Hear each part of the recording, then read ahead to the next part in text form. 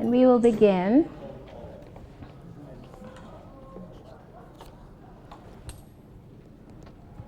Good afternoon, everyone. My name is Paulette McIntosh, and I am the Program Director for the Office of Student Engagement and Leadership.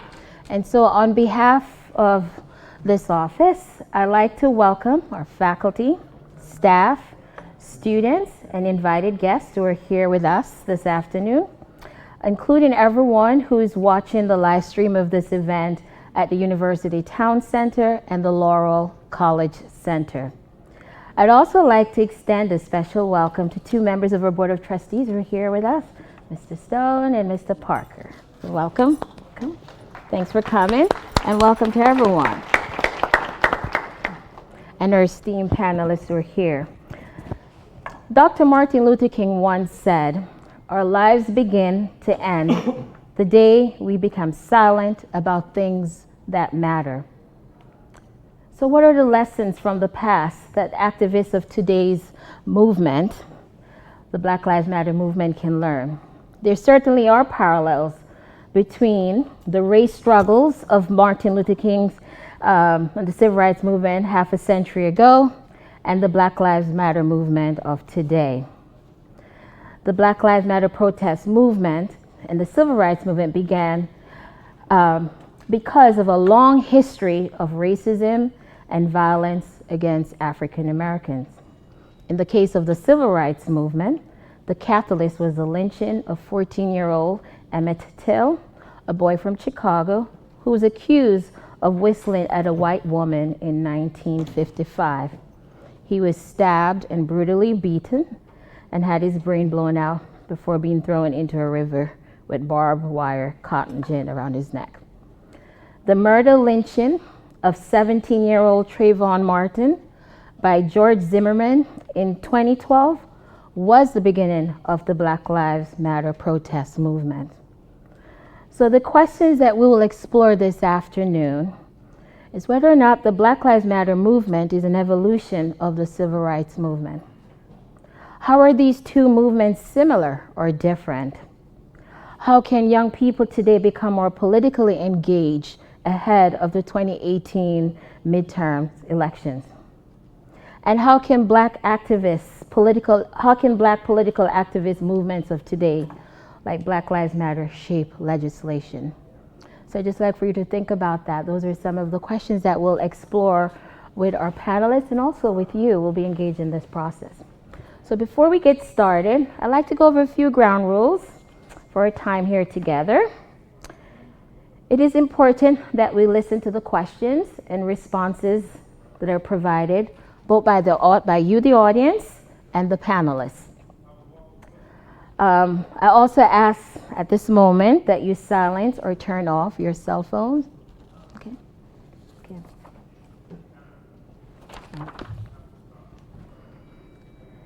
And you all have been provided with index cards to write your questions on during the Q&A session, and we'll collect those, or those of you feel like you can speak out loudly, that you'll do so. We'll kind of go with the flow. Is that good? Yes? Okay. So at this time, I'd like to introduce our panelists. We have here with us the Reverend Dr. Perry Anderson Smith III. He's a civil rights activist who worked with the late Dr. Martin Luther King Jr. And I'll share some information about our very own Dr. Smith. Dr. Smith spent much of his life fighting for civil rights, from the pulpit of the First Baptist Church of North Brentwood to the streets. At the age of 15, he enrolled at Howard University with the intention of studying pre-medicine. But instead, he felt the calling of the Holy Spirit and decided instead to enter the ministry. In 1956, at the invitation of his grandfather, Reverend Dr. Perry Anderson Smith traveled to Montgomery, Alabama, to take part in the bus boycott, which was when he first met Dr. King. Then in 1958, he became the pastor of North Brentwood Church, a role that he held until his retirement in 2010. He continued his involvement in civil rights activities both in and out of Prince George's County. When Dr. King was assassinated, he played an instrumental role in maintaining peace right here in Prince George's County. He also worked with Robert F. Kennedy to implement the Head Start and the anti-poverty programs. During the 1963 March on Washington, Dr. Reverend Smith was standing in the shadows of the Lincoln Memorial when Dr. King delivered his famous "I Have a Dream" speech. At this time, during that time, he was the president of Prince George's County chapter of the NAACP, which is waging its own battles to integrate public schools and housing employment right here in the county. So please join me in welcoming Dr. Reverend Perry Smith III.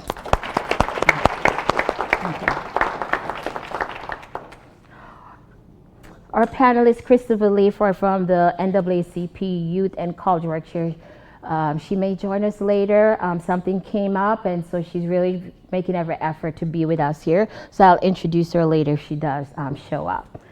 Our next panelist is Mr. Curtis Valentine, our very own professor of American History and Political Science right here at Prince George's Community College. I'll share a little bit with you about Professor Valentine. He's currently at-large member of the Prince George's County Public School Board of Education, where he serves as chair of the Policy, Legal, and Legislative Committee. He has championed the increase of male educators through the creation of the Male Educator Network of Prince George's County Public School. It's called Men of PGCPS. And their Real Men Teach campaign. He's also a champion of increasing parental engagement of fathers through the creation of the Fatherhood Forum. Professor Valentine, as I mentioned before, teaches political science here at Prince George's Community College. He also serves as a mentor with our Diverse Male Student Initiative, DMSI, right here on our campus. And he's the founder of PGCC to Morehouse, pipeline to support students transferring to Morehouse College. He's a graduate of Morehouse College and Harvard University's John F. Kennedy School of Government. At Harvard Kennedy School's commencement, he received the highest student honor, the Robert F. Kennedy Award for Excellence in Public Service for his work in the post-Katrina New Orleans initiative. In 2004, Professor Valentine was awarded an International Affairs Fellowship with the Council on Foreign Relations. And as a fellow, he will be promoting American economic competitiveness by examining education reform efforts of 4 developed counties while helping to create a national strategy to reform America's public education system. Please join me in welcoming Dr. Curtis Valentine. Our next panelist is Michael Massey. He's a new student here at Prince George's Community College. This is his first semester, pursuing a nursing degree. And he's also the president and founder of the PGCC Black Student Association. So please join me in welcoming Michael Massey.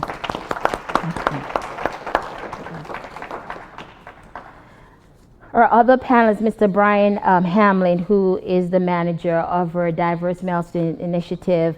Next door, they're wrapping up, and he'll join us as well. Okay? All right. So, to begin, I'll have a few questions to ask of the panelists.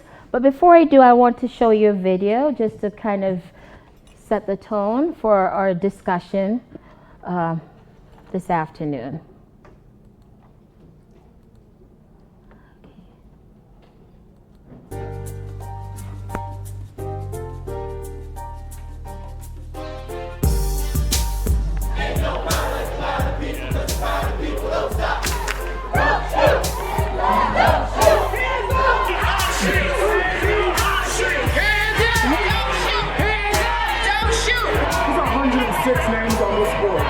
Two convictions for people who have been murdered in police custody. Like, not standing for this anymore. The burden of the brutalized is not to comfort the bystander.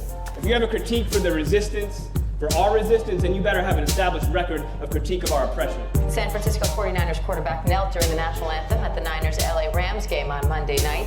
Teammate Eric Reed joined him, and players on both teams raised fists in solidarity. I'll continue to sit. I'm going to continue to stand with the people that are being oppressed. To me, this is something that has to change. And now the entire Bulldogs team is taking a stand by taking a knee.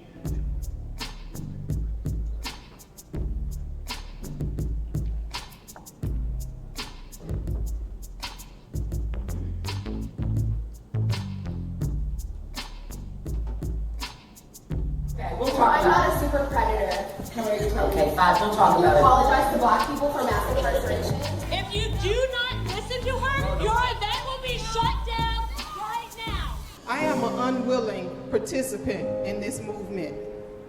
I would not have signed up for this or any other mother that's standing here with me today. But I am here today for my son, Trayvon Martin, who is in heaven.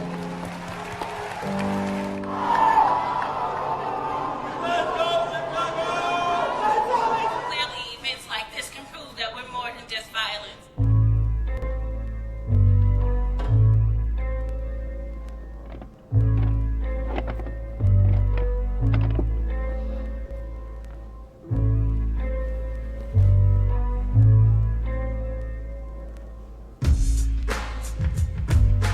This National Museum helps to tell a richer and fuller story of who we are. The keeper of the status quo, but also the activists seeking to overthrow that status quo.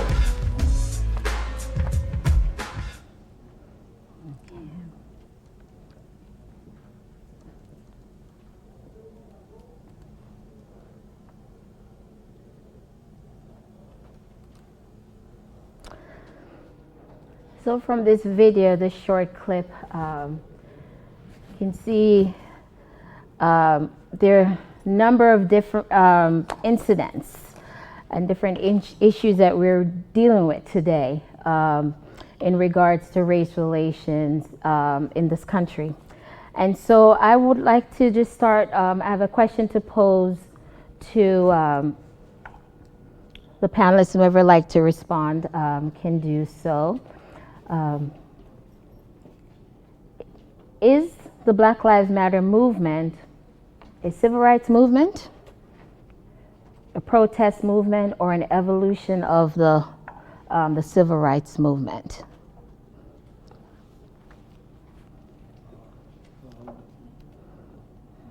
You weren't here. Yes, you can speak up. That's just for the live feed, so they can hear you. Just speak. As far as the question, it says Black Lives Matter movement, a civil rights movement, an activist protest movement, or evolution of civil rights movement. From my experience being on Twitter and all types of different other social media feeds, it's more or less an activist protest in disguise of a civil rights movement, more or less a wolf in sheep's clothing, basically. The Black Lives movement has actually turned into more or less a popularity contest over the years, in my opinion. It's more or less everybody trying to be cool instead of actually wanting to put forth the effort in their community. Okay. Right. I have some problem with that. Okay. I was not a part of the Black Lives Matter movement. I was a part of the civil rights movement. Went to jail a bunch of times. Marched with Martin King and the like. I don't see quite the negative about the Black Lives Matter movement. I see what's very positive about it. I do not call it necessarily a civil rights movement. I don't think it's, again, an evolution of the civil rights. It's a brand new protest movement that I think was necessary. Was you can't hear me in the back? Okay, can you hear me now? That's better. All right, I'll use my preacher voice. Is that better? Okay, yes, preach. Right. Where was I? Now, I see it as a protest movement that was necessary in America a long time ago. But the awakening that occurred just not long ago because of what happened in Missouri, I think began us in a new direction as a protest movement, which is also a civil rights kind of situation. But it is not an evolution of the civil rights movement. It's its own movement as far as I'm concerned. I think it gives credibility to young people in this country, but at the same time, it condemns some of us who are much older because we dropped the ball. We stopped too quickly in what we were about. Now, I can speak as a former pastor. Many of us dropped the ball because we got too involved in the mega kind of situation without recognizing the fact that the mission of the church was and should continue to be a social movement. And I think we lost it somewhere. And these young people have picked it up. They ran with it, they're running with it, and I'm excited about it. I wish I could run with them. Okay. I'll say this is something that's really near and dear to my heart. I've considered myself a student of the civil rights movement. I chose to attend Morehouse College because of Dr. King, because of all the other men and women who studied in Atlanta and whose shoulders we all stand on. And so when I think about the Black Lives Matter movement, something I'm also studying and discussing with my class, I think we're asking ourselves the wrong question. The first day of class in both my state and local government class and my national government class, I asked the question, why did the Black Lives Matter movement start to begin with? And we talk about the arrest of Zimmerman for the murder of Trayvon Martin, but we also understand that he was not convicted. He was not convicted because of a law in Florida called Stand Your Ground, which allowed a jury to justify not convicting him of murder or, unfortunately, giving Trayvon Martin the same right to stand his ground when he was wrongfully attacked by this person. And so I asked my students, is Stand Your Ground still a law in Florida? Has the Stand Your Ground law not only flourished in Florida, but has it expanded throughout the United States? There are over 30 states in America that currently have some variation of Stand Your Ground. And so the Black Lives Matter was created in response to this particular legislation. Why is that still a law, not only in Florida, but around the country? My study of the civil rights movement was they had very clear goals and objectives, and mostly all of them were legislative. Dr. King said, I can't legislate the way you feel about me, but I can legislate you from killing me. And with the Black Lives Matter movement, and to the brother to my left, I think his point is, it has become more of a movement of identity, and to say, this is who I am. This is more an I am poster put on social media. A movement, to me, has clear, measurable legislative objectives and presumably victories. And so because you have not seen really any legislative victories on behalf of the Black Lives Matter movement, you have seen some of the opposition to it in many ways from traditional white institutions sort of reduced because they see them as less of a threat than I think we all thought they would be at the beginning. And so when I think about where we are now, I don't know, I wouldn't call it a movement, not call it a movement. I think even though in the civil rights movement, I don't think at the time they called themselves a movement. It was sort of said, it was called a movement after it was over. And so we could very well be in a movement and not know it. And 5 or 10 years from now, I think it's a better opportunity to call it or to characterize it what it is. But personally, I think the question is, what is the goal of the Black Lives Matter movement? You go to their website, and I go to my website, with my class and my students, and you see everything they want. And it is a lot. And when I tell my students, if you want everything, you're really gonna get nothing.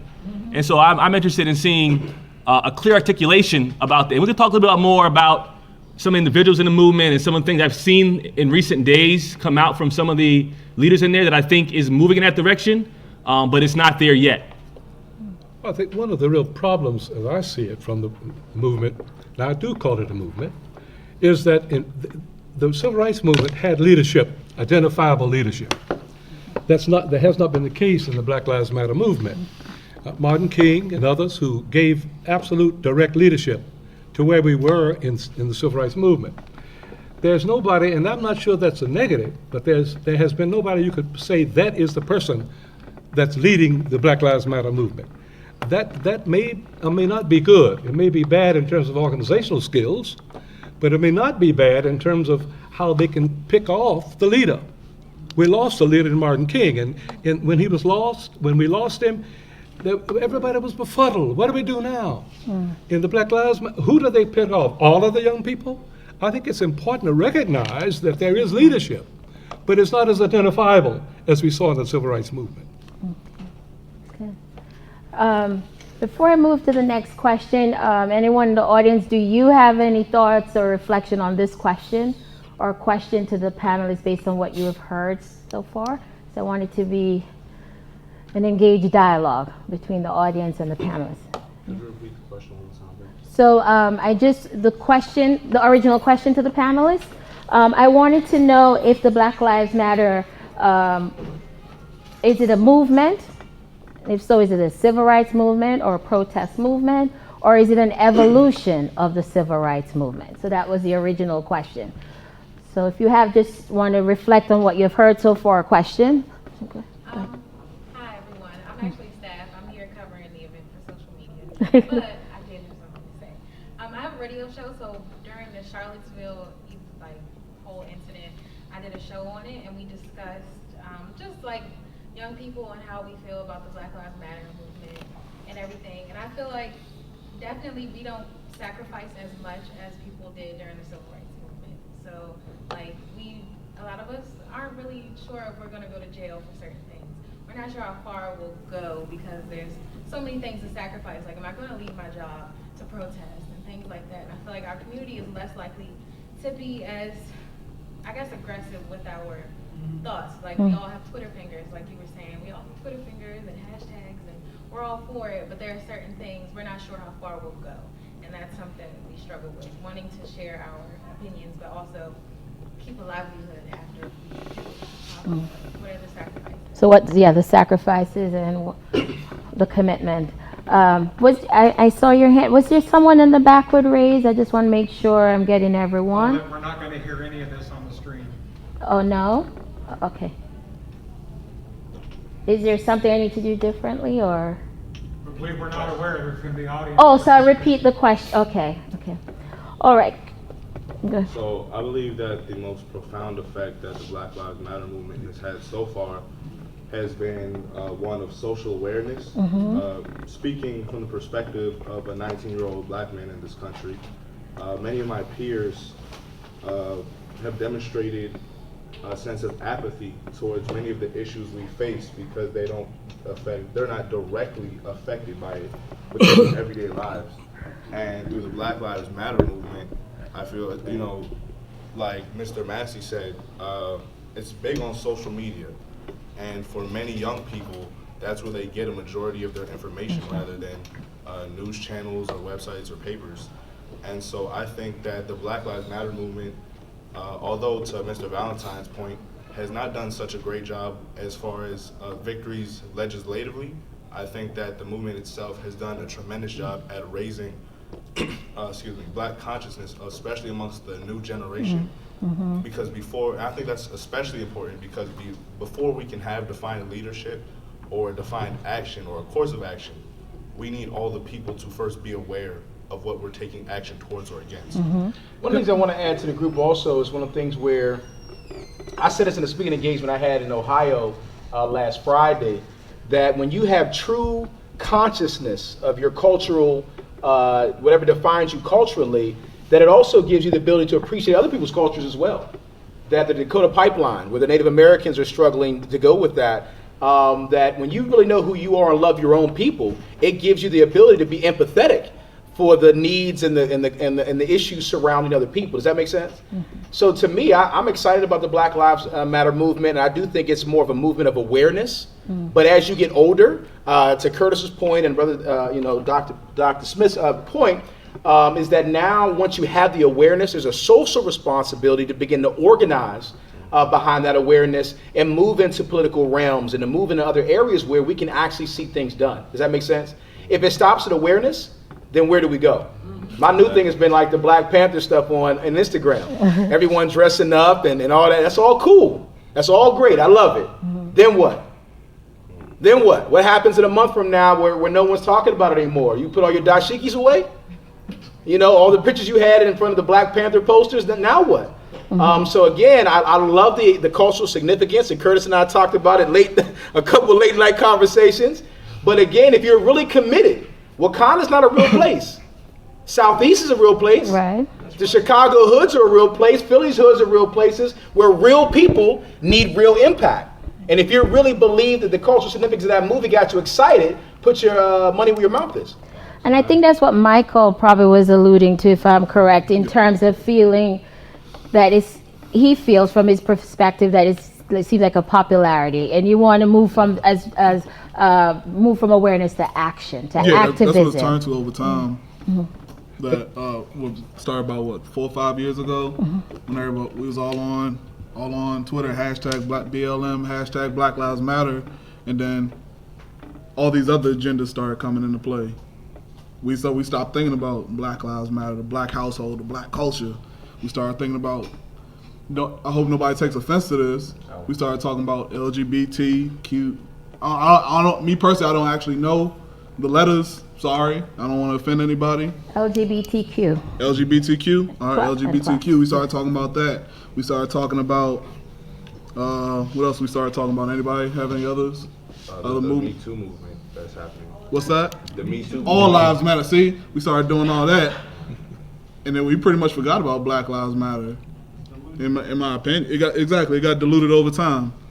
So, but let's talk about protests as opposed to civil rights. Protest movement doesn't usually last long anyhow. A protest movement has a specific goal, specific direction, and once it's done as protest, it kind of dies out. The civil rights movement goes on and makes changes in the society. But once I protested it, now what? If you don't have something to move you beyond protest, you become stagnant and dead.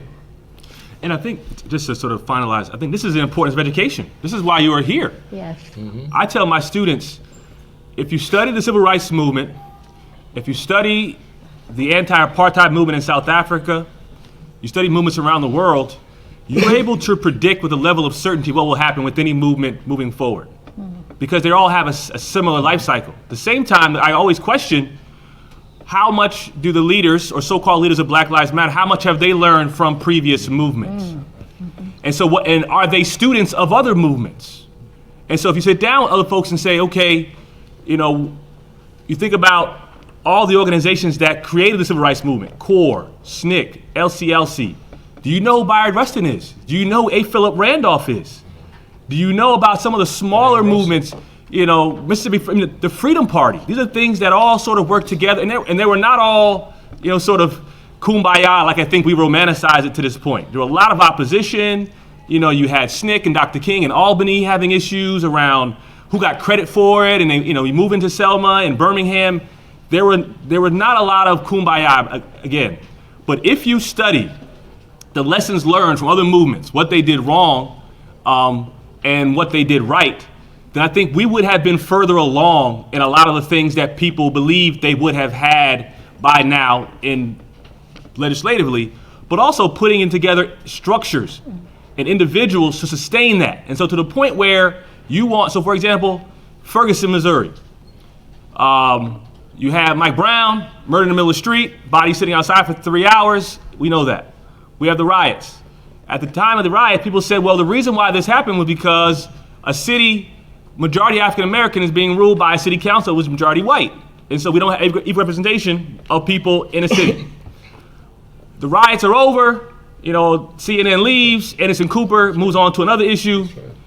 They have a city council election. Now they want to elect people to the city and to really ensure that this doesn't happen again. Where was Black Lives Matter then? Where were the news cameras then? They elected 3 people to the Ferguson City Council, and it didn't even make the news. There were no hashtags then.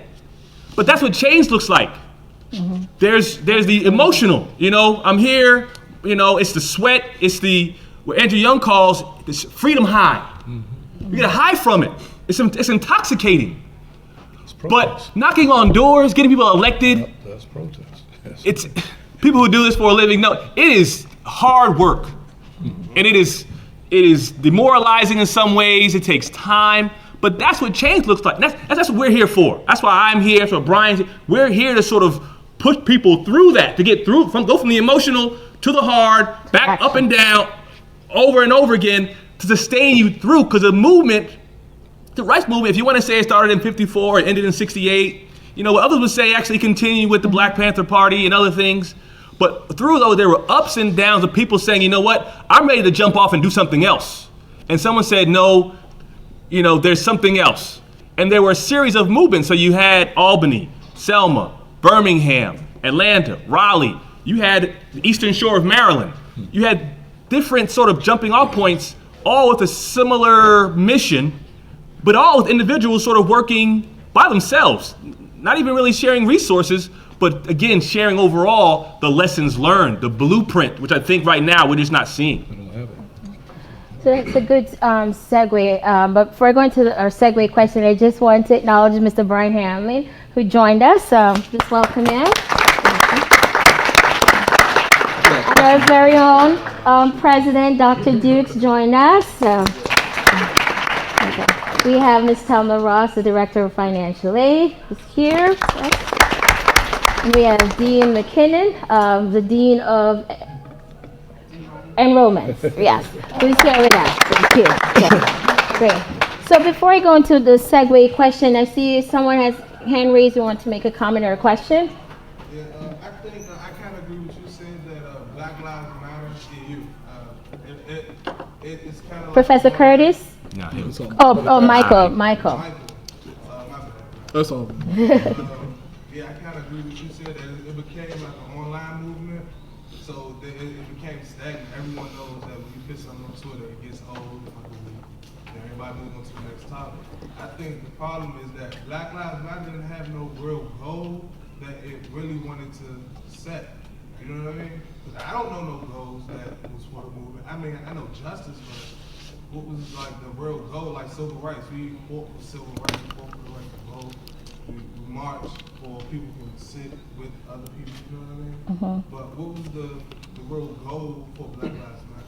One of the things that I have a challenge when I talk to young people is that one of the challenges, and I think you spoke to it, sir, just really about in the civil rights movement, there may have been one or two designated leaders that said that they established the rules or the policy they were going after, and we followed behind.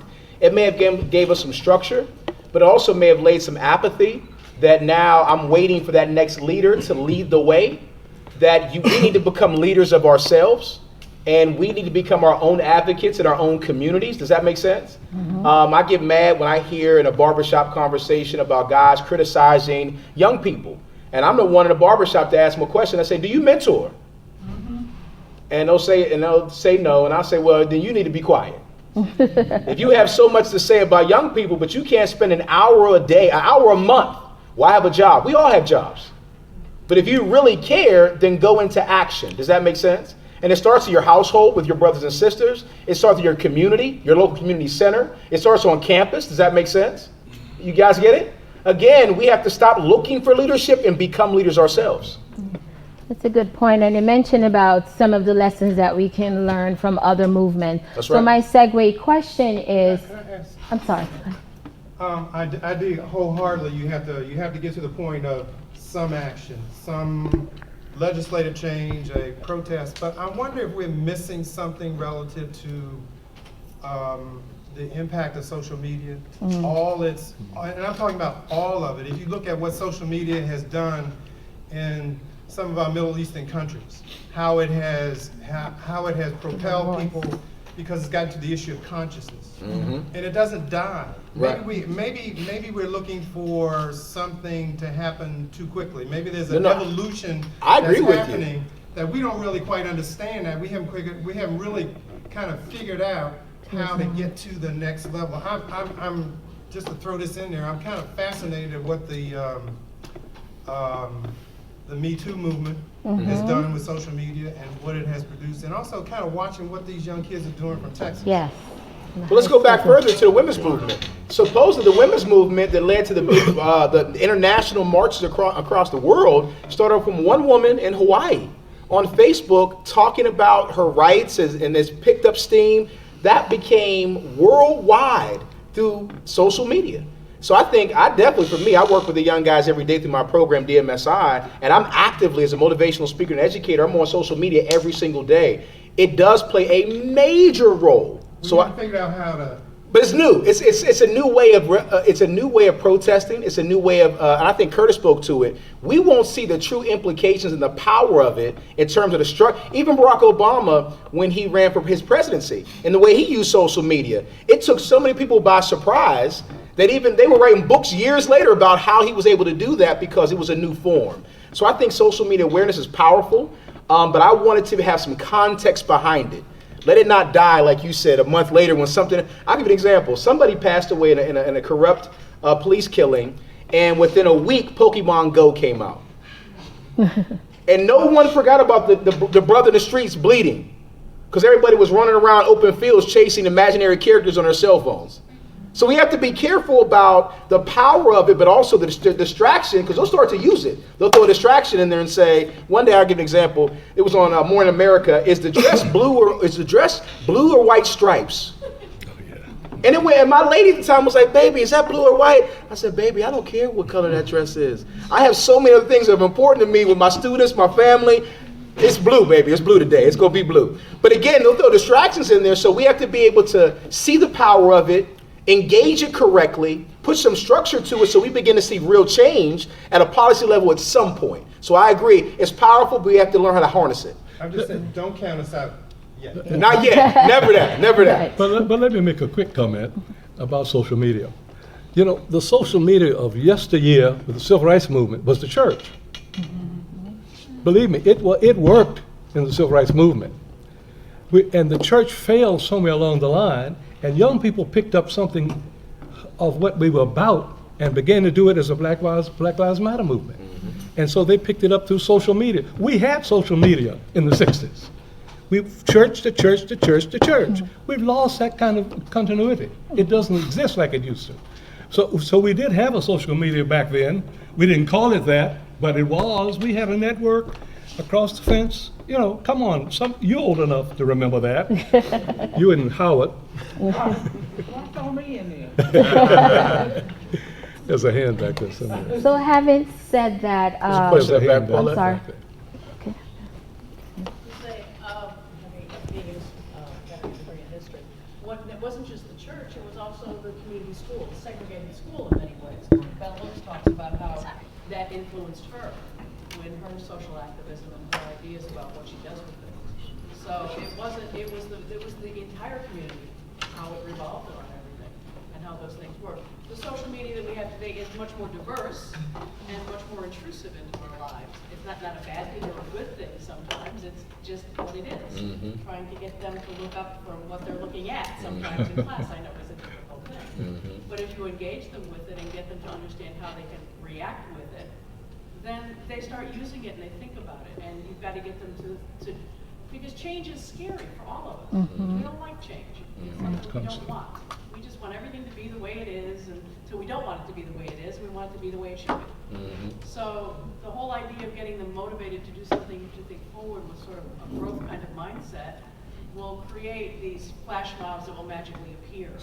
And maybe there isn't one leader, maybe there are 172 of them. So, and things will just, it'll start to evolve, but then the only thing we have to worry about is those who are standing in the back going, no, come back here. I think I like it the way it was. And I think as they catch on, that seems to be what's happening now with the kids from Parkland and other places. I love the political realm for young people right now. Think about it. I came out of high school in 1994, went to college 1994, 98 to South Carolina State. When I was a high school teen, my friends and I didn't discuss politics at all. Basketball, Pittsburgh Steelers, hip hop, girls. Typical male conversations. Nowadays, you can enter into a conversation with these young people. They're talking about actual politicians, actual things that are going on, and to me, that's a great segue to an amazing future we have to look at. There'll be bumps and bruises along the way, but I'm excited. So how can we engage and mobilize our young people ahead of the 2018 midterms election and to become more engaged, in political activism? As far as voters concerned? Voters being engaged in the issues and, becoming, what can they even learn from, the civil rights activists of the 60s? You gotta start at the household.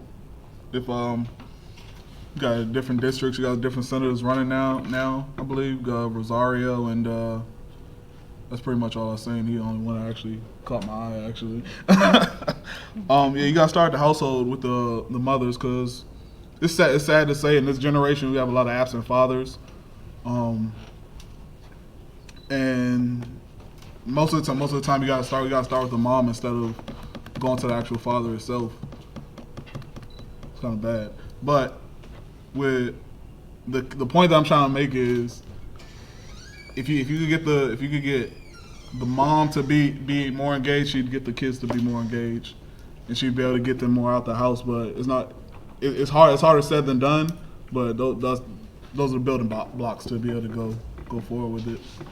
So having those discussions. It's interesting we talk about this today, when there are hundreds of young people coming Yes. to Tallahassee, Florida, and 500,000 on their way to Washington. March 24th. Being financed over $2 million. Over $2 million already pledged to them by persons who have the money to give plus some more. It says to me that we're moving in a direction where we need to recognize that we must reconnect with young people and older people. Those my age, I'm too old for that stuff now, but some people, we need to understand that there's much we can learn from each other. I listened to young people as they were talking on television coming out of Florida yesterday and today. I was excited about what they were saying. I was as excited about what they were saying as I was about the Black Lives Matter movement when it began, because they seemed to be focused on protest. Out of that protest, they're developing what I believe will be a revolution in terms of how they see politics in America. And hopefully, people who are in politics will understand the impact they will have on their future. We have an election coming up. Yes. These young people, I believe, and are going to make a difference in how the people vote in Florida. But the Black Lives Matter could make a difference how we vote across this country. We've got, oh my gosh, I can't say what I want to say because I'm dealing with young people in the school here, but we've got some fools in office that we need to be recognizing the fact we've got to challenge the status quo and make a difference in the elections this year. Yes. But we're not, thank you, professors, for educating our young people. You're right in terms of what we're doing at home. We're not doing enough of it in the church. We're not doing it much in the community. But we've got to recognize that we have an opportunity for change this year. Yes. And we need to protest tomorrow in order to make a difference today. Good point. I would add, and I may be alone in this, but I think voting is a very low bar. If what I'm seeing is this narrative that voting this November will be the goal, and if you vote, then you have fulfilled your obligation, and so the day after the election, you can step back, pat your hand on, pat yourself on the back, put on your I voted sticker, and walk away with the burden of everything that you see on social media off your back, because you can say, I did something. What I try to do in my class, and I think what you all should do, is number one, be acquainted with the vocabulary. What does it mean to be gerrymandered into a district where your vote doesn't matter very much at all? Yes. Good point. What does it mean that the people you choose in 2018 will be in charge of the census in 2020 and have a role in drawing the lines that could further gerrymander you into districts where, if you look at the local level, even to the federal level with regards to the Congressional Black Caucus, over the last, right now, I think we have more members of the Congressional Black Caucus than we've ever had. But because of gerrymandering, the numbers have not gone up to the degree I think we all would expect it to, but based on our political power. We also have to understand that. Give them the definition of gerrymandering. Does everyone know what gerrymandering is? Yeah. If not, POS 1020, 1010, you can add my class. It's based off of two things, salamander, and I forget the first guy's name was Jerry something. Elbridge Jerry, thank you very much. where they gave states the right to draw districts, and where it became very political, where folks would draw districts to sort of either pack people into a district, which were for some race or some economic group, which would really concentrate their power. And so, okay, instead of having 4 or 5 African American members of elected officials or Latino or otherwise, we'll pack everyone into one, and they'll just have one, and we will dilute their power. Another way to do it is to divide them so much where their power is so diluted that they have no power whatsoever. We'll put 5% of them in a district, and we'll literally cut their town, their housing project, their community into 5 parts, and you will be represented by 5 different people. And so in Maryland, which by any measure, even on the Democratic side, is one of the most gerrymandered states in the country, we have districts that literally sort of run down someone's street and it'll turn, and they have algorithms now. You put in names, addresses, race, income, and they'll spit out a district that's carved just for you and to sustain power. And so, when you take my class, you walk away thinking, God, Professor Valentine, man, you make this really sound like, But it is. Is that true in Prince George's County? Well, Prince George's County, I mean, we have congressional leadership that some would say are not representative of our community. And I don't want to get into specific names, but there are people who are representing our county but don't live in our county. But we can talk about that after off the camera. But what I will say is this. I was coming here and I was driving, listening to C-SPAN. I think you should do. People become, again, acquainted with the vocabulary. The conversation was on a Supreme Court case that's going to be happening, I think, in the next few weeks that will conceivably end all unions as we know it. But how many of you all know about that case? It's a case that will invariably say that unions can no longer take money out of people's paychecks without them asking, and they have to sort of opt in to a union, which by human nature you won't, because you'll eventually get the benefits of the union anyway. It's called the free rider system. But you also want to pay for it out of your check, which will make it harder to fund unions, which collectively bargain for minimum wage and everything that we all take for granted. But that's happening as well. I mean, also, we talk about, groups like the NRA. How do they get their funding? How are they able to sustain themselves? And so, as we're thinking about elections, civic engagement, participating, voting on, in midterm elections is important, but also don't get caught up in hero worship, which is what I tell my students. When President Obama got elected in 2008, I was regional field director here in Prince George's County for the election, and it was historic. The campaign office was you could walk there from here. The next day, we're cleaning out the office. Everybody was coming in saying, hey, I want to get a piece of Obama. They were tearing signs off the wall. I got to get it. It's history. And I agree. And I got the same questions from everybody who walked in. What do you think they asked me? Now what? What's next? What's next, Mr. Valentine? I walked in 6 weeks ago. I didn't know anything about politics. Now I know a lot. What do we do now, sir? And I said, well, I don't have the plans yet. I didn't get that assignment yet. No one told me what to do next. Where'd everybody go? Obama got it. We elected, historic. We're gonna go down to the mall, we're gonna have a party. We're gonna fry some chicken. What we do? We celebrate. What was happening? The Tea Party was organizing right under our nose. 2 years later, they take over the Congress. They say, we have one goal, make sure nothing passes under this black man's leadership. Do not think that the election in November is the end. It is just the beginning. That's right. Become acquainted, understand what's going on. This is what our ancestors did. They had conversations, they had communication. This is what's happening around the world. And please don't think that voting in 2018 is going to be enough. Paula, could you repeat your question again? I want to give the context of it again. Yes, I want to know, how can we engage and mobilize our young people ahead of the 2018 election? I'm going to step away from politics very quickly. I've been an educator since 1998, principal, vice principal, dean of students. I run a program here for men of color called DMSI. One of the things I realized about trying to get any young person to move, you have to convince them they're worth something.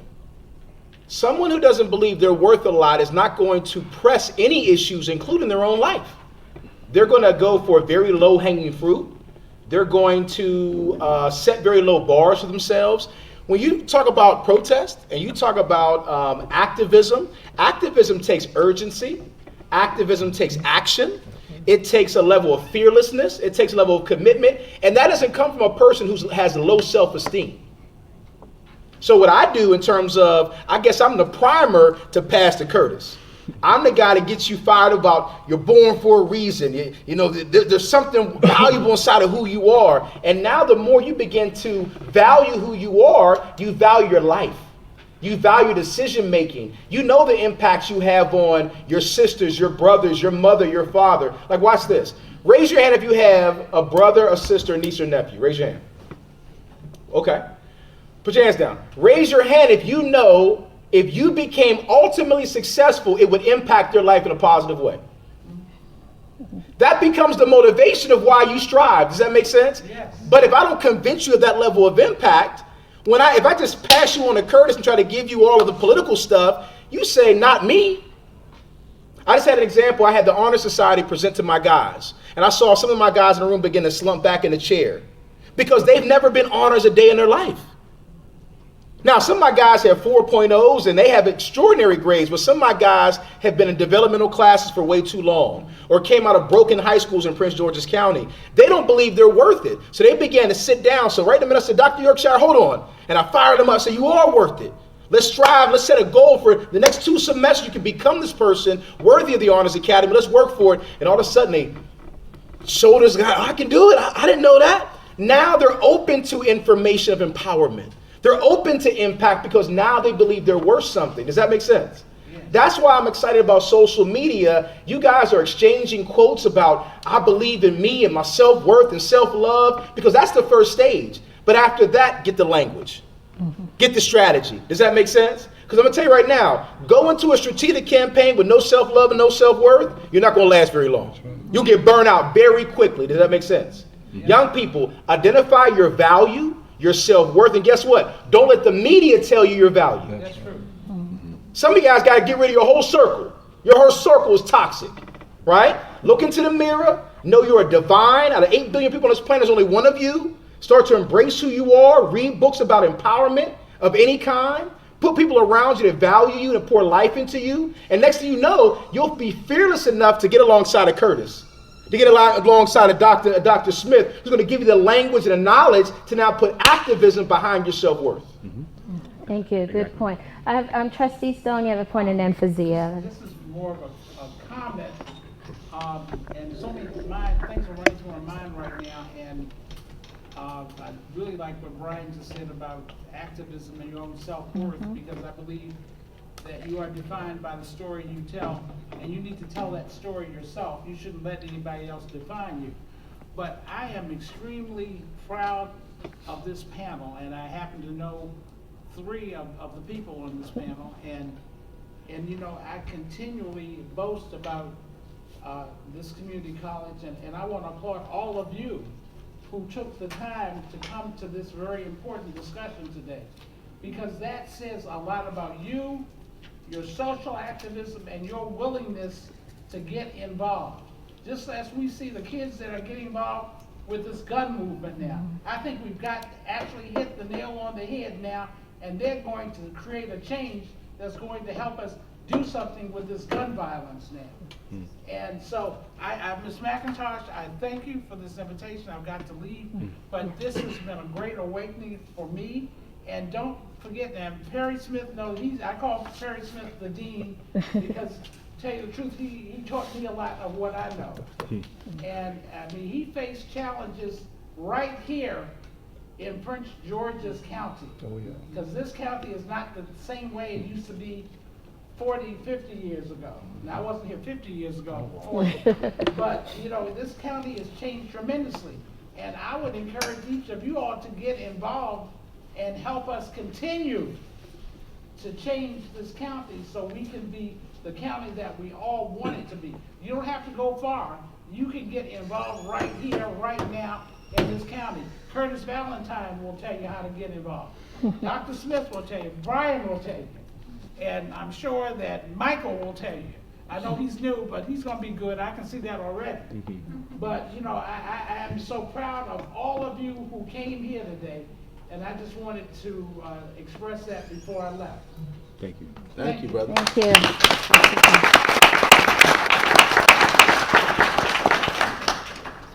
Thank you, Francisco. I kind of want to piggyback off of what you've been talking about social media, because I think with this redefinition of what social media can do for several movements and several protests and several issues, really, it also kind of comes to this question of how exactly can people bring about quantifiable action and actually do things and make things happen. And I know that for me, as a 17-year-old, my Twitter timeline is flooded with like issues and things that are constantly happening in society around us.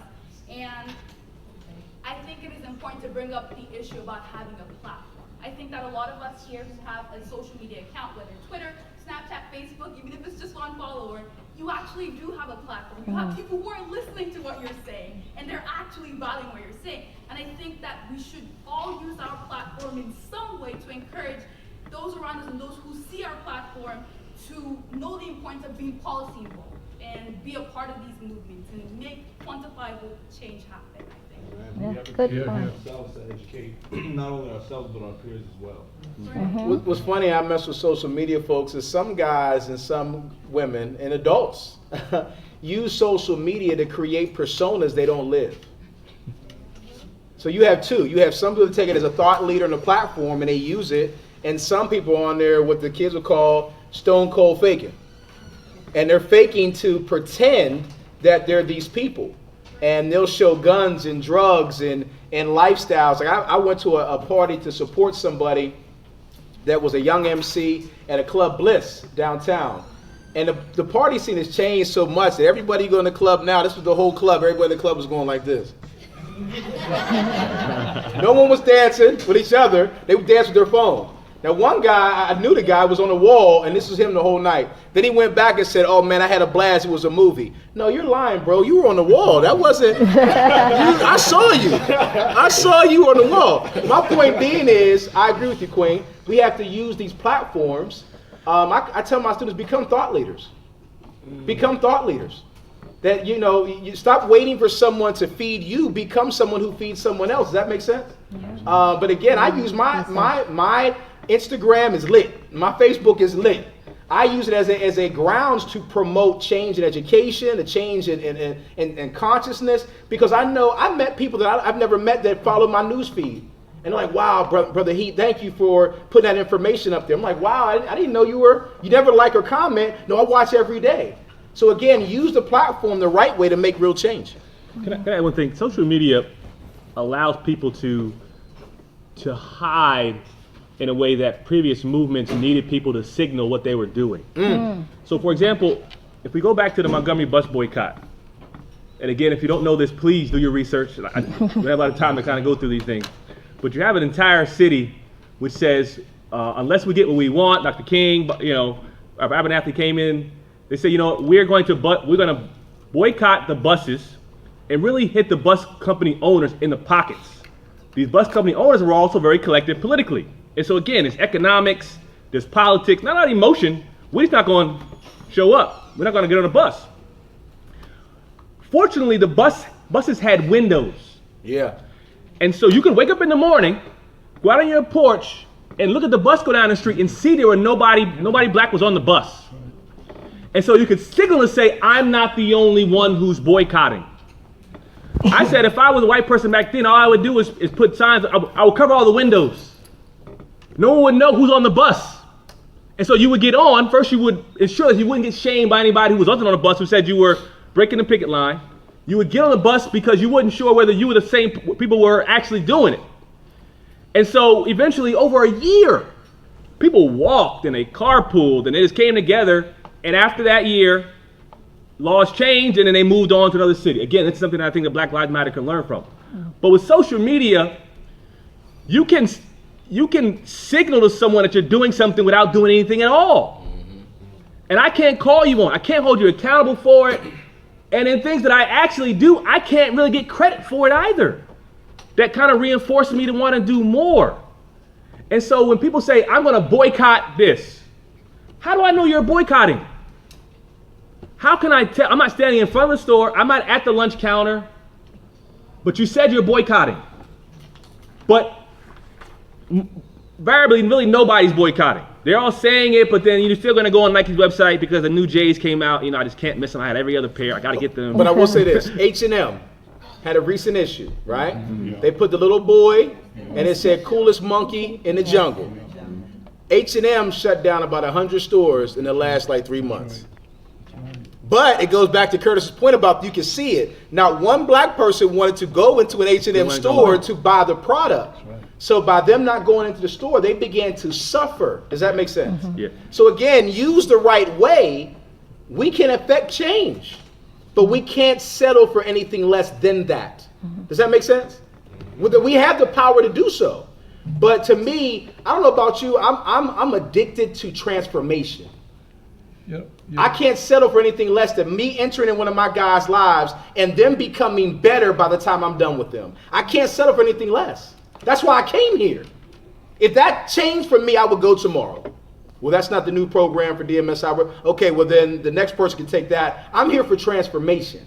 Does that make sense? Some of you in this room aren't satisfied with transformation. You're satisfied with maintaining the status quo. I'm going to stay this low-hanging fruit. Does that make sense? Does that make sense? Yes. In this country, a lot of times, specifically for people of color and poor, they have had you convinced that your lot in life cannot grow beyond what it is. So you should only demand this. When I was a classroom teacher, they would run up on me, Mr. Hamlin, I passed my math class. I said, so? Oh, why do you talk to me like that? Miss, that's not nice. What happened to excelling? What happened to thriving?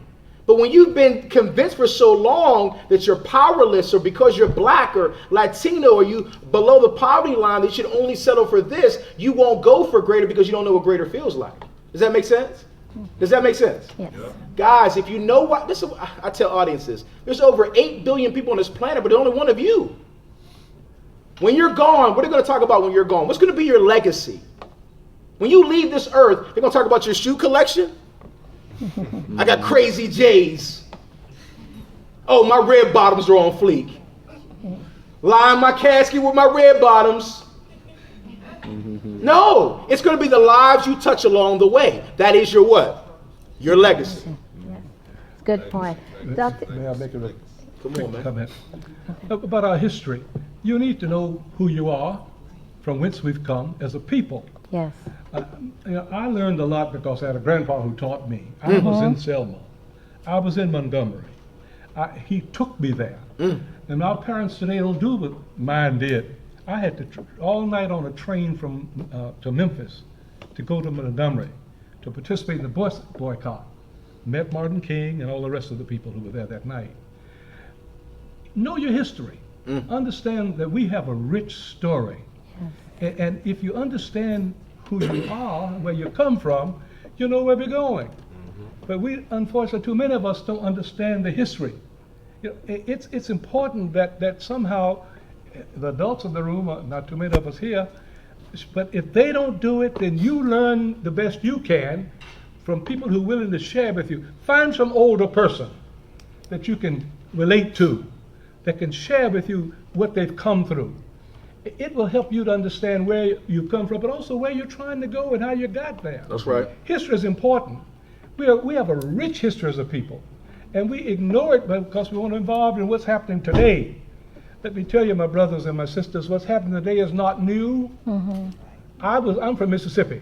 I went to the Emmett Till trial. I was there with late Congressman Diggs. I saw what happened, okay? I went to jail 13 times. I was on the Freedom Rides. I went to jail in Florida. I know about that, but understand our history. And that's what gave me the fire when I was in Prince George's County. I began to understand, hey, this is just up south. This is just little Georgia. And somehow or the other, I've got to work to see if I can help transform where I am now. I'm not in Mississippi. I'm in Maryland. I'm in Prince George's County. What can I do to transform the neighborhood in which I now live? Can I give it applause 13 times for his commitment? Oh, no. Watch this though. The definition of commitment is doing what you said you're going to do long after the mood you said it in his past. The definition of commitment is doing what you said you're going to do. I'm not applauding incarceration. I'm applauding that he made a commitment, and again and again and again And again, despite the odds, he continued to fight. I'm applauding the fight, brother. Not the 13 times incarceration. Some of y'all won't fight through a rainy day. Clap it up one time for commitment. I have a few people like to make a comment. I know Dr. Dukes would comment, and then Trustee Parker.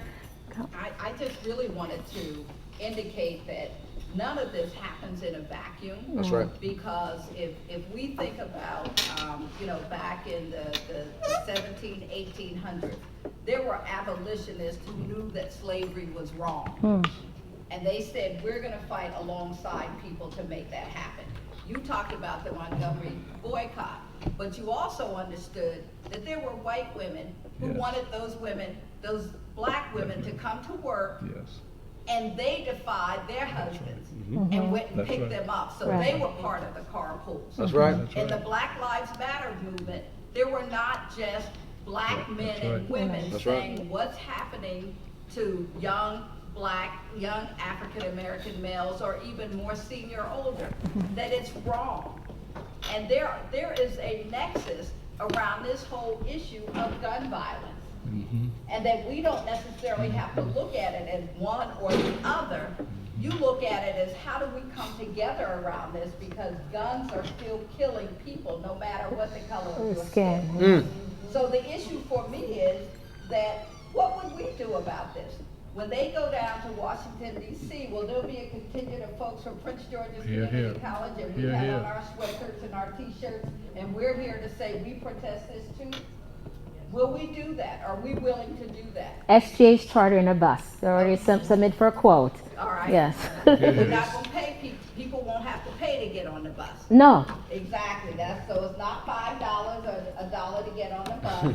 It's some of your time to come down and say, this is something that's impacting our entire community. But I think it's also to say that it's also about collaboration, because people come together around issues that are important to him or to her.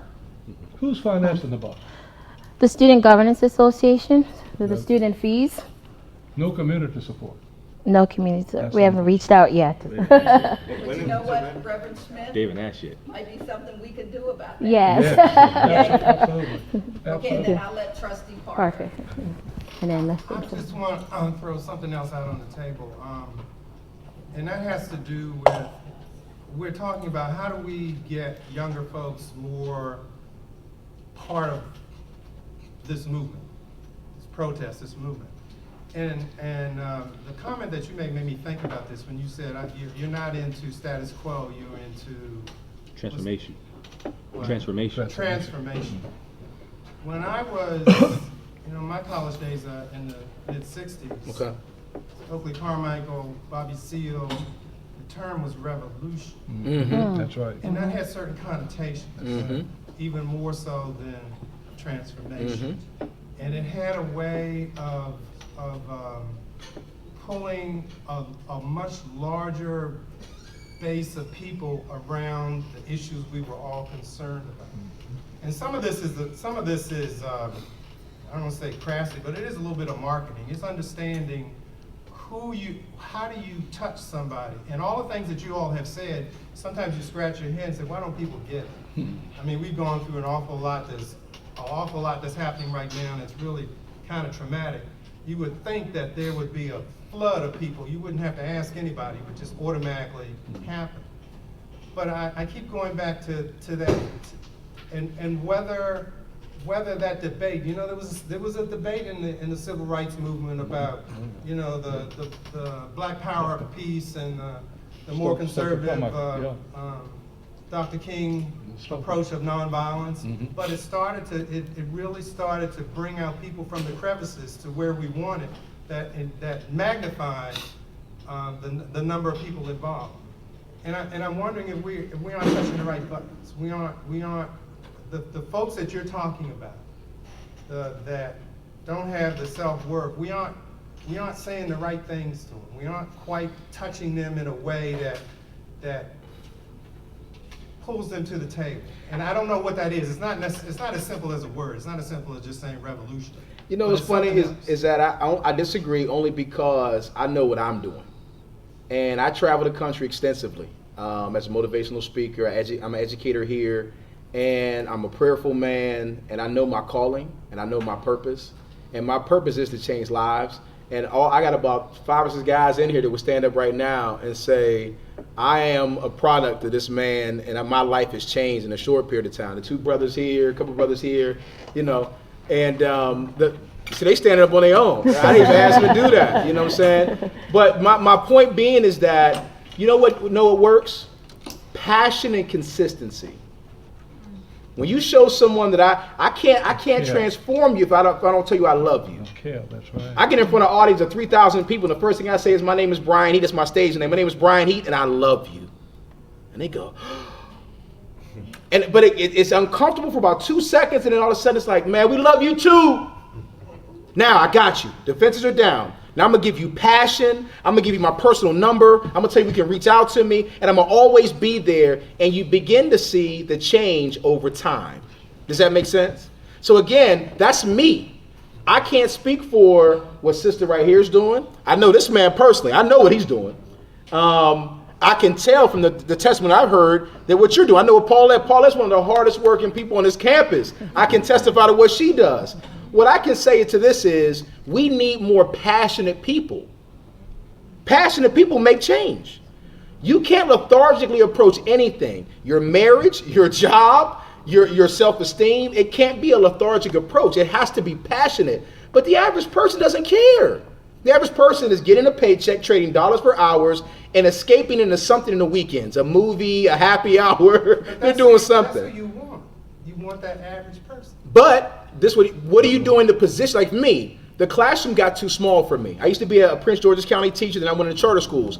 I was affecting change, but I said, you know what? Something tells me the God I serve can open up these doors, and I can do more. I intentionally said, let me put my position, my platform on bigger stages. Now, if you don't do that, and you don't make intentional decisions to go and mentor, to go down to the Boys and Girls Club, to come out to this event, to be in the front row asking quality questions like you're asking, to be a young man up here speaking, how are you going to affect change? So you have to be intentional. My whole prayer, Curtis knows, about being intentional in your days. None of us are intentional. We're like bags in the wind on a windy day. Every day we throw ourselves up there, and the day blows all around until we get home. We're tired and winded, and we do the same thing the next day. That's not intentional. That's reactionary. So the key is love someone, be passionate, be consistent, and be intentional. That's my thought. And I think what I'm hearing is different approaches to how we can engage young people, right? And don't overlook the love thing. Right, and the love. You can't love somebody else if you don't love yourself. Right. It begins with self. Right. So, but it's important that we teach them how important it is for them to transform their lives so that they can then act outward. That's right. To impact change. So all good points and a good approach. Just different approaches. So I know we have a lot to say. So raise your hand. I will call on you. I know. Just take a comment from the audience, and I get back to the panel just to give the audience some opportunity. So you, young man, and then in the back. Yes. Quick comment based on what was just said just now. One of my favorite quotes ever from somebody that I feel is a mentor to me, which is the quote is, "Take everything I've given you to save a nation. No, take everything I've given you enough to save a nation. Take it and save yourself." And that quote is by the Honorable. That quote is by the Honorable. Elijah Muhammad? Okay. No, not Elijah Muhammad. The Noble Drew Ali. So Noble Drew Ali, and that quote has changed my life because he wrote a book, and pretty much it gave you a lot of lessons. And he's saying, don't go out and try to change the book after the world after reading all these revolutionary and all these great thoughts. Take it and save yourself, so you can affect change in the nation. So how do you internalize? You have to internalize it first before you can affect change in anyone else. Right. Okay, good point. Thank you. I was going to agree with what he said about approaching people with love and compassion, because no one's going to feel understood if they're not approaching the same way. Okay. You're not going to feel understood, and I guess being a teenager, well, I'm not a teenager, but I guess being young and all this area, you see other people admiring the wrong things morally, like gun violence and disrespecting women and stuff like that. And you assume that's the normal, but that's not the normal. and you get used to that. It's hard to break away from that. You see a lot of people doing it, especially around this area. Like, I mean, it's not that much gun violence around here, but I heard about the student that went to Largo last year that died. I know I saw a lot of people around here like talking about that. And then they went back to like forgetting about it, just like supporting. I'm not even trying to bash local rappers. If you're trying to rap, and you're trying to get yourself out of the community, I understand that, but don't like promote gun violence in rap music. And yeah, I understand like, I don't understand why people go out their way to like live that lifestyle that they have no idea about. And I appreciate that there's people like you that help people like that. You know what? It goes back to self-esteem. And if I don't believe in me, I have to associate with something that I think is cool. I had one of my guys in the cypher, he was rapping, and next thing you know, in the middle of his bar, he said, "I got choppers and I'm killing." I said, "Ho, fam." I said, "I didn't know you was in the guns and shooting people." He said, "Nah, Heat, I'm not in the guns, but that's what they talk about in the rap music. I had to throw it in my music." I said, "You playing yourself, bro. You're taking something you're not even living and putting it like one of the most famous rappers we have right now is a guy named Future, who talks about Xannies and Percocet and popping pills. But he's been heard in interviews that he doesn't do drugs at all. But he has no problem putting on the airwaves that your kids, as you listen to, are going to be on Percocets and Xanax on a daily basis, being addicted to drugs. But he himself doesn't do drugs at all. I don't know about you. I don't want to listen to someone who's contradicting themselves. And they're not aligned with their own spirit. Does that make sense? Now, I will say this, and this is, and I do have to go, but I have to say this about the county. One of the things I've realized about Prince George's County is sometimes, and I'm not talking about a school system, I'm talking about the essence of it. There's a lot of big houses in Prince George's County. A lot of Mercedes Benzes. But we're like number 25 at the bottom in the school district. I know there's reasons for that that aren't directly equated to failing schools. But just because you have a big house does not mean you are character rich. Does that make sense? Just because you have diamonds and you got 3-car garage doesn't make you character rich. Your kids can't read. Right? Does that make sense? And when I came here, I felt a sense of, you know, I came from the city of Pittsburgh, it's a blue collar area and you work hard, but I didn't see anyone that had, I grew up in those communities, but no one act funny. I have a big house, you have a small house. You good with me, I'm good with you, no difference. Sometimes this area, the people walk around with their nose up. How you be an activist caring about people and helping people with your nose up? Does that make sense?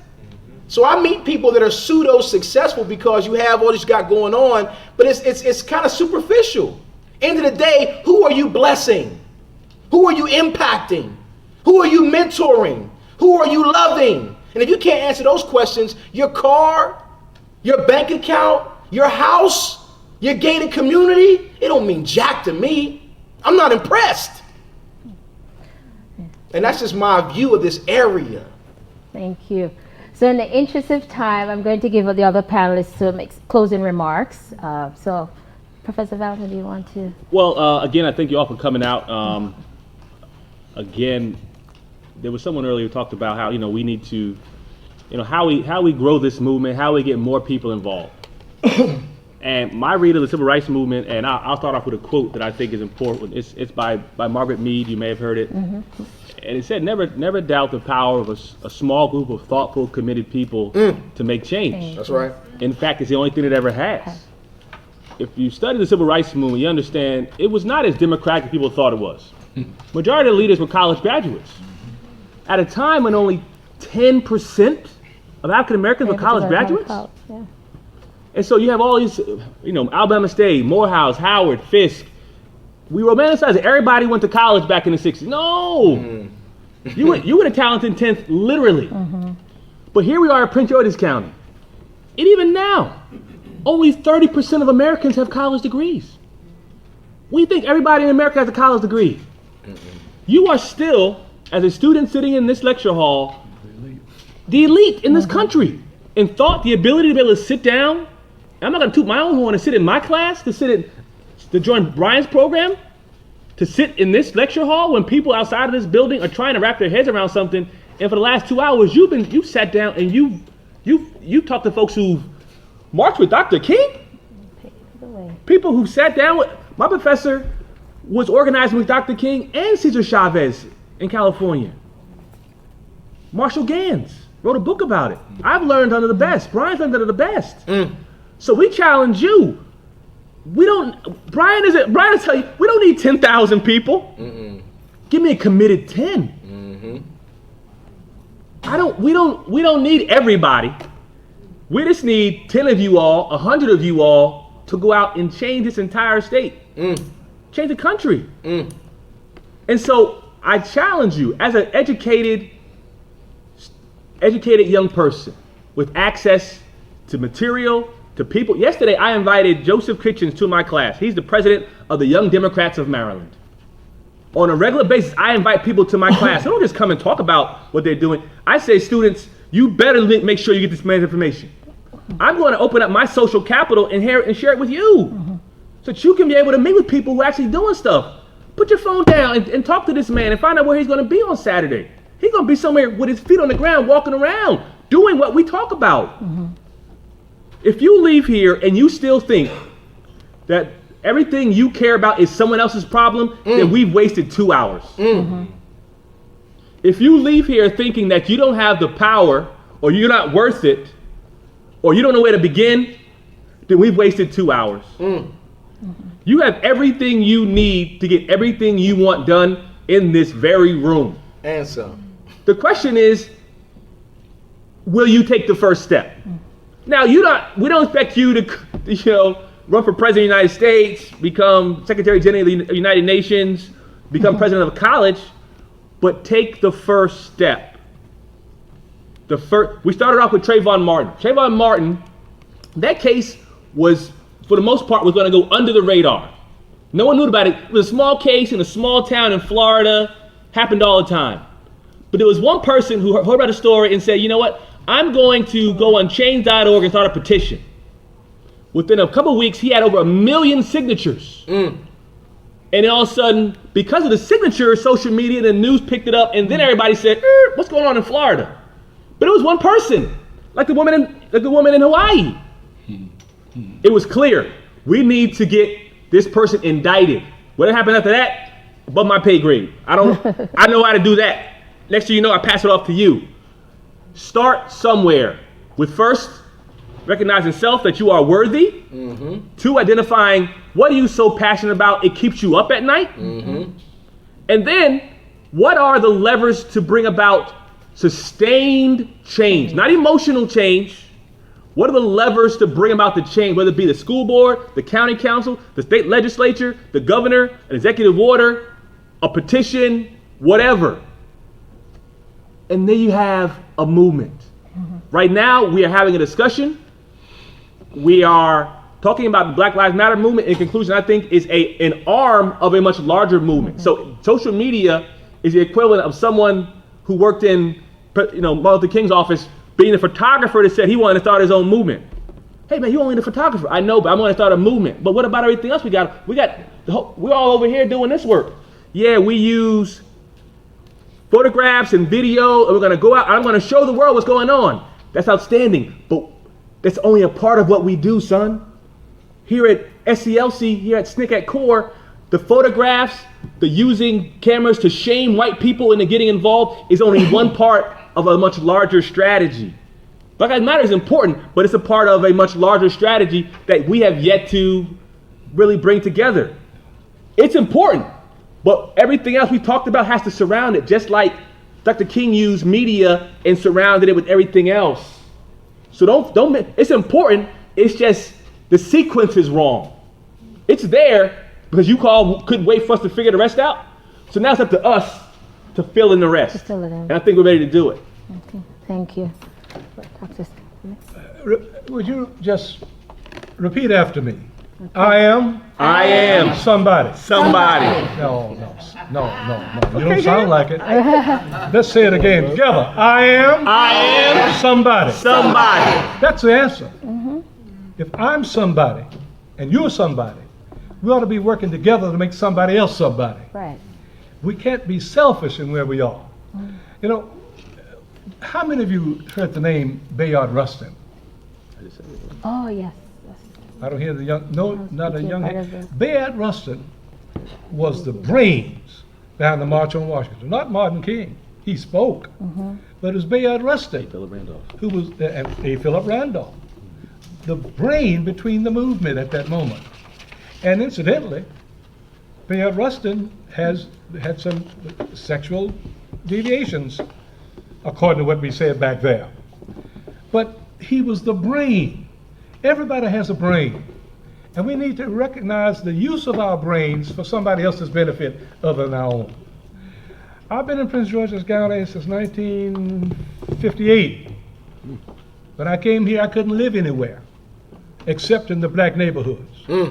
I worked for this county as the first black department head, Sam, and I couldn't rent a house. I owned one in Washington, except in Fairmont Heights, which is all black, and North Brentwood, all black. I said no. I went to the press and immediately found me a house to rent in Greenbelt. It was because I refused to let anybody program me. Are you listening to me? Don't let anybody program you. Stand on your own feet and accept the challenges that are around you and do something about them. Right. I insisted that if I'm going to live in this county, I'm going to live where I want to live. And you're not going to program me where you think I ought to be. That's right. Now, at that time, I must say to you, this was a predominantly white county. We've changed now. We are the most affluent African-American county in the country. What the heck does that mean? Right. Affluent in money? No. Tell me. We got big houses, we owe 3 mortgages. Got 3-car garage, we owe all 4 of them. Okay, what does it mean? We're not paying our bills.